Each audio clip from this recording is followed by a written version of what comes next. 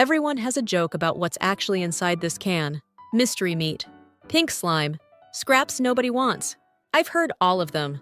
So today, I'm actually reading the ingredient label, checking what the manufacturer discloses, and telling you exactly what's in Spam. No jokes, no guessing. And I promise you, the real answer is both simpler and stranger than you think. There's a reason this product has survived, almost unchanged, for nearly 90 years. And by the end of this video, you'll understand exactly why people either love it or can't stand it. Quick context on why this product is such a big deal globally. Spam was created in the US in the 1930s, and it exploded in popularity during World War II because it didn't need refrigeration and could feed soldiers anywhere in the world. That's actually why it's still huge today in places like Hawaii, the Philippines, and South Korea. Those are places where American military presence during and after the war introduced it, and it became part of the local food culture, not just a wartime ration. So whether you grew up eating Spam musubi, Spam fried rice, or you've genuinely never touched the stuff and just assume it's unhealthy junk, this video is for you, because the actual answer surprises almost everyone. What's actually in the can? Here's the full ingredient list, straight from the label. Pork shoulder meat, ham, salt, water, potato starch, sugar, and sodium nitrite. That's it. 7 words, 6 or 7 ingredients, depending on how you count pork and ham separately, and that's the entire recipe. Let's go through what each one is actually doing.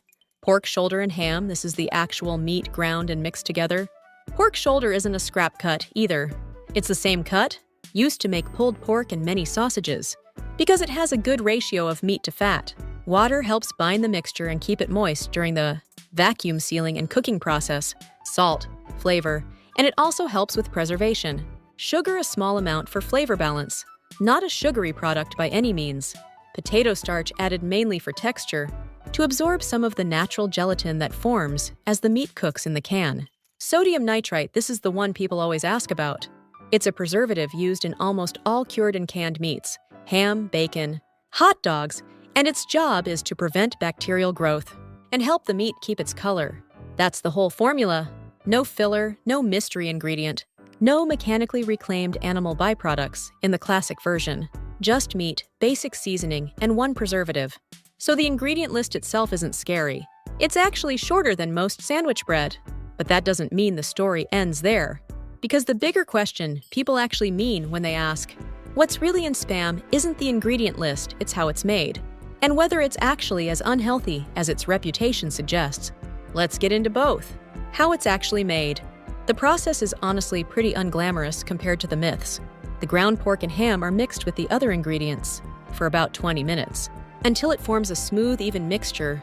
That mixture is then pumped directly into the cans, which are vacuum sealed on the spot. This is important, because that vacuum sealing is what allows it to sit on a shelf for years without refrigeration.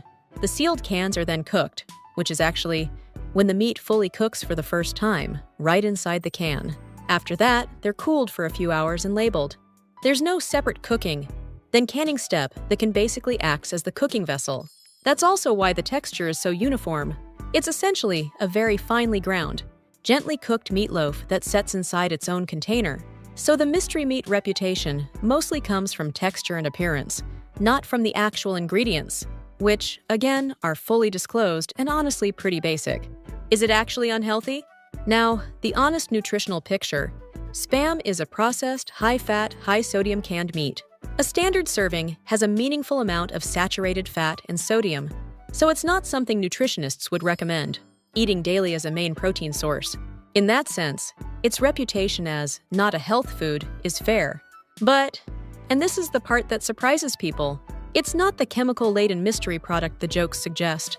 It's closer, nutritionally and ingredient-wise, to a fatty deli ham or a basic sausage than to some kind of ultra-processed food science experiment, eaten occasionally as part of a varied diet, the way it's traditionally used, folded into fried rice, grilled and put in a musubi, or pan-fried with eggs.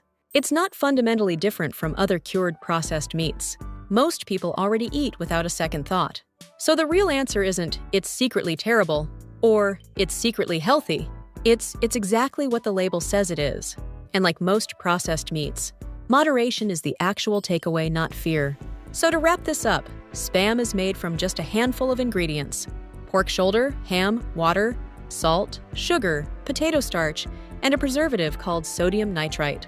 It's cooked directly inside the sealed can, which is why the texture looks the way it does. And nutritionally, it's a processed, salty, fatty meat, not a mystery. Just not an everyday food either. If this cleared something up for you, subscribe. I dig into the real story behind foods people think they already understand every week. And tell me in the comments, is Spam a comfort food for you? Or have you genuinely never tried it? I want to see how split this is. And if you want to know what's actually inside another canned food everyone has an opinion about, watch this video next.